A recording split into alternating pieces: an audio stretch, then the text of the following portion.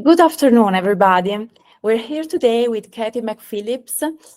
She is Chief Growth Officer at the Marketing AI Institute, overseeing marketing, growth, and customer experience, including MAICON, an event for leaders and practitioners to explore, experience, and engage with AI. The event was held last July in Ohio, as some of you might know from our communications. Among other things, Cathy previously led Marketing and Content Marketing Institute and owned her own digital marketing business focused on restaurants and the service sector.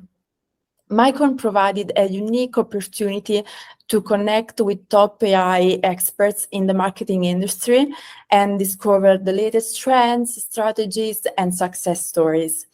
As a media partner, we were excited to collaborate with the Marketing AI Institute to promote the applications of artificial intelligence in marketing.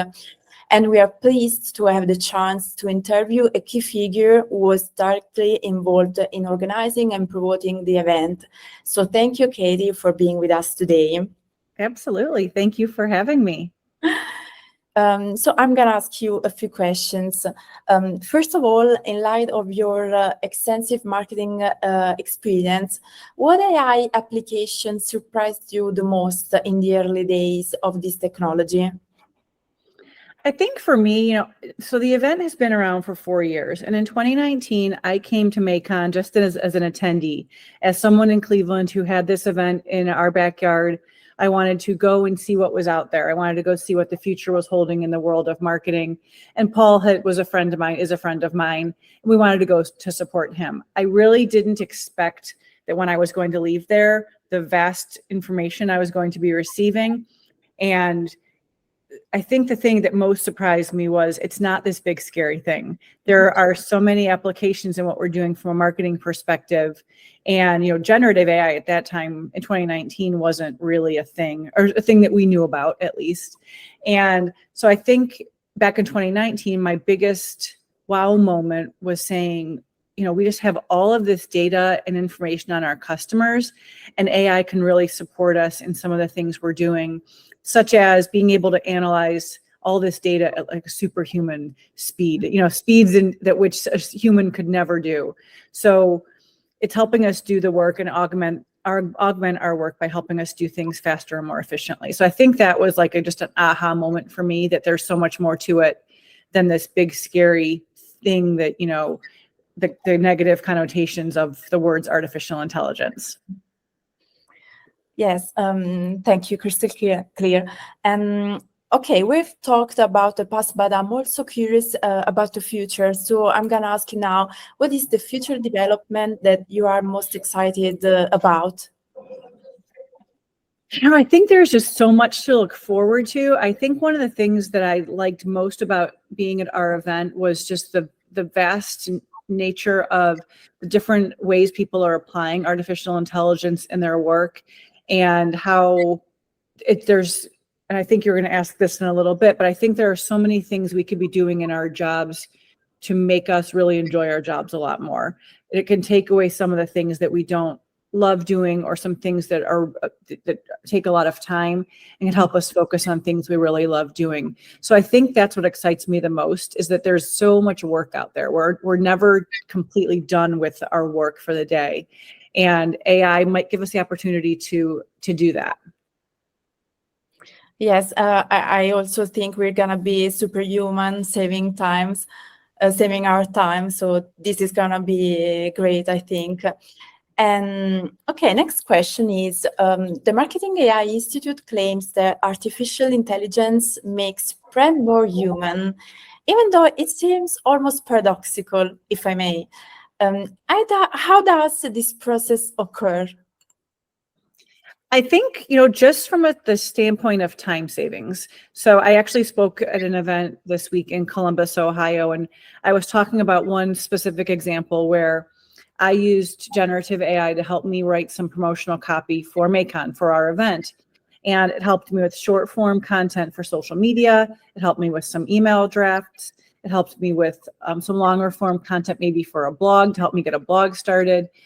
And then other variations of copy, all based on the event. I entered in a 100-word description of the event, and then I entered the URL, and I got just pages and pages and pages of content. And all of it, I gave a really, really hard edit to. None of it did I use verbatim. It really needed a good cleanup. Some of it was, in fact, incorrect, so I needed to go back and correct some things. And some of it, I changed it more in the tone of our business. But I realized how much time that saved me. And I also liked how it spoke about the event in words I wouldn't have necessarily used. And I have been interested to see, do those words that AI generated, will those resonate more with our community members to get them to come to MAICON, or will the words I'm using, work better? So I've been testing some things to see if AI is really truly helping me and augmenting some of the things that I've been doing. But what I realized is just the amount of time I saved from that one project. And I want to make sure that I'm not wasting that time doing something that's insignificant or not important. So I purposefully scheduled some phone calls with customers. And what's more human than getting on the phone with a person or doing a Zoom or an in-person meeting with somebody? And how valuable, that was for our business, that I was able to ask our customers questions, get to know them on a more human level. And that's what it's all about. Using these tools to help us do the things that computers are really good at, leaving time for humans to do things that they're really good at. AI isn't going to fully be as creative as we are. It's not going to be as strategic as we are. And it's not going to give us the time to have the one-on-one conversation. So by all of the things that we're using AI for, it just gives us more opportunities to be more human. And even if it's not work related, it might give us time to shut our computers earlier at the end of the day to get outside and enjoy nature and our families. And that sounds, kind of, very sweet and kumbaya type but it really is true that, we can find the great advantages of it for us as humans. And I'm excited about that. Thank you for your answer. And since we have brought up MAICON, I'm curious of the successes that the Marketing AI Institute is most enthusiastic about. I think what I walked away with, we did have a few sessions specifically about responsible AI and ethical AI and the responsible use of these tools that we're using and who we're partnering with. And I think, while we had specific sessions geared toward that, every single session, the speaker there was something embedded in their presentation about the responsible use of AI. So while in the news, we read a lot of stories about the negative implications of AI and what might happen and how fast things are moving, every single person at our event who was speaking, and even attendees talking to each other at lunch, everyone was talking about being responsible. And I think it's really important that, this group of folks at MAICON and within our broader community, and then all of us all over the world, I think there are so many more good people than there are people trying to take this down a bad path. So I'm excited that there are people that are really focused on making sure we're doing the right thing. I think that was, one thing that was really important to me. The other thing is that, ChatGPT has brought out the buzz around generative AI, and there's so much more to AI and marketing AI than just generative AI. We can use it in our data, in our sales processes, and in so many other things that generative AI is a great starting point, and it's such a great use case for AI, but I think there's so much more to it, and a lot of those surfaced during the event. I agree. And I especially agree about the fact that you said before that things are moving very fast. And I feel like sometimes firms see something change in the AI world, and everyone wants to embrace that change. But how can we make AI systematic within a company after the initial enthusiastic approach with one tool or another? One of the ways we approach it at the Institute that we suggest that others think about it is there's so many ways you can get started. There's tools you can test. There are, that's so overwhelming because there's so many different opportunities. So what we try to tell folks to focus on is find a particular use case. Instead of just saying, I'm going to go test this tool, figure out what you might need that tool for, whether it is helping you craft some copy or ideation for your blog or creating an outline for a presentation or whatever the case may be. Find a particular use case and then find a tool that can help you versus the other way around, because then you're just not really sure why your return, the way you're measuring it won't be quite as effective because you're not really sure why you're even using the tool in the first place. So figure out what a small use case might be. And once you can test that and see the success of it, then you have the opportunity then to broaden it within your company. And, we encourage leaders to enable their teams to test some things and report back, because maybe there's ways this could be broadened into the whole entire department and into the company. But starting small, I think is really important. And then just keeping up. Not to promote our content, but our podcast is very strong. Paul Raitzer, our CEO, and Mike Kaput, our Chief Content Officer, every week they have a podcast where they go through 3 main news stories in the prior 7 days on what had happened in the world of AI. And then they also go through about, 10 to 15 rapid fire topics where they're going through and saying, this happened in the news. What does this mean? It's about 60 or so minutes in length. And every week I leave there like, okay, I actually understand what's happening. Or there's these bigger stories. And now I understand why I should care about it and what it means to me as a marketer and business leader. So that's very helpful just to keep up on all the information, because there's so much information every week. It's like, how are there 20 more stories we need to discuss? It hasn't slowed down in about 7 months. So just keeping up on the news and finding resources to help you keep a pulse on everything that's happening, I think is really important. So we've learned the lesson that we need to stay focused on the goal and not just chase shiny new tools. Absolutely. Yes, exactly. Next, I'm going to ask you, what are the marketing areas where the adoption of artificial intelligence seems more challenging, and how to overcome these difficulties? I think our state of marketing and sales AI report is coming out in a few weeks. And one of the things we're seeing, which has been happening for a couple of years, in the past few years we've done the report, is that people are saying, we don't know where to start and we don't have time. We don't have the bandwidth. We don't have the time to try to figure out where to start. And I think that's probably the biggest challenge for folks right now. CMOs are in a position where they are doing so many other things and trying to figure out how to get AI within their organizations, how to let team members go off and try some things, how that stays within a lot of, if it's a regulated industry, how do you protect your customer data? If you're in any industry, how to protect your customer data. It's your most important asset as a business. And so those are some areas you need to overcome. So we suggest, building a policy, building a team of folks within your organization to get together to figure out how you're going to tackle this together. Over communication is a beautiful thing when it's in something like this, just making sure that everyone knows what's going on.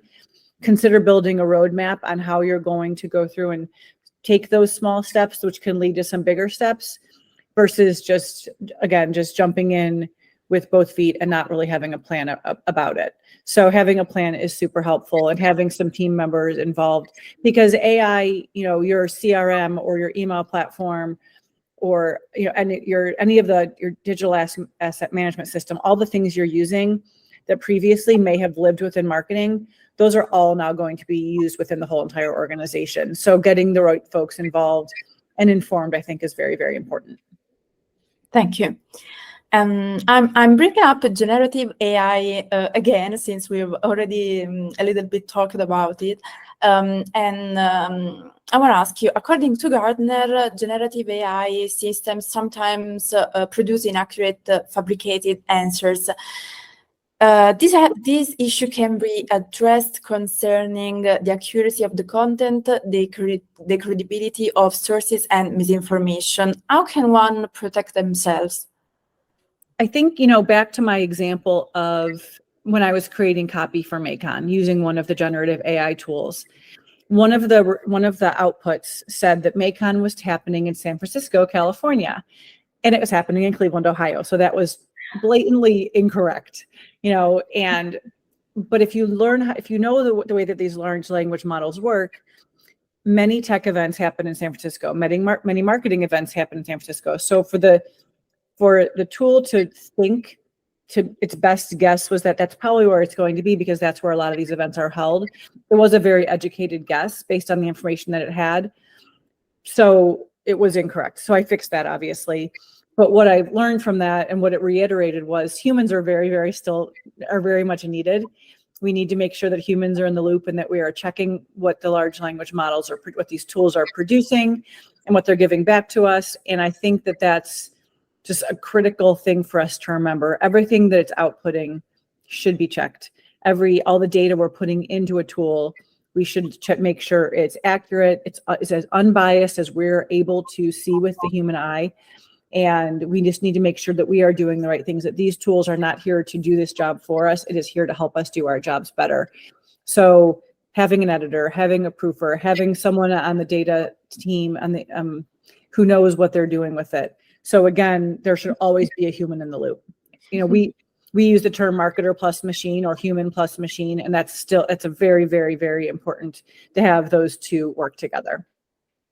This is gonna also be an interesting answers for those who say that AI is gonna replace humans. So correct. Other for those in the back. And I do think that there are some places where AI may be better at humans. One example might be transcribing.